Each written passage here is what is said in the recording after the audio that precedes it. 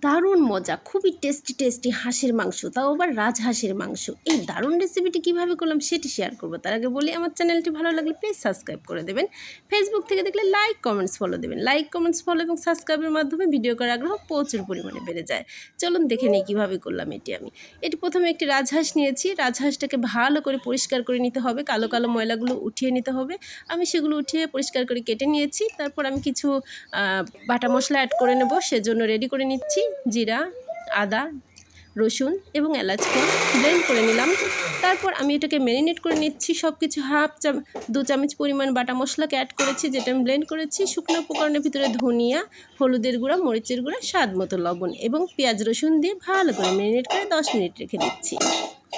এভাবে করে কিন্তু যে কেউ রান্না করতে পারেন। আসলে রান্নাটা কি বলবো, এভাবে করে ম্যারিনেট করে রান্না করলে কিন্তু দারুণ হয়। মাংসের ভিতরে মশলা ঢুকে মাংসটা খেতে দারুণ মজা লাগে। আমি আলুগুলোকে ভেজে নিচ্ছি। সেই প্যানেই আলুগুলোকে তুলে পেঁয়াজ দিয়ে রসুন দিয়ে ভেজে নিচ্ছি।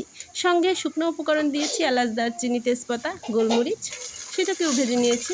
তারপর ব্লেন্ড করা মশলাটাকে দিয়ে কষিয়ে সেখানে মাংস দিয়ে দিয়েছি ম্যারিনেট করা। তারপর ঢাকনা দিয়ে ঢেকে আমি ভালো করে সেটাকে কষিয়ে নিয়েছি। এভাবে করে নতুনেরা রান্না করতে পারেন, সবাই রান্না করতে পারেন, খুবই মজা হয়। এভাবে করে রান্না করলে ফ্যামিলির সবাই একদম আপনার ফ্যান হয়ে যাবে। দারুণ মজা, ট্রাই করে দেখবেন একবার। ওকে, টাটা, গুড বাই।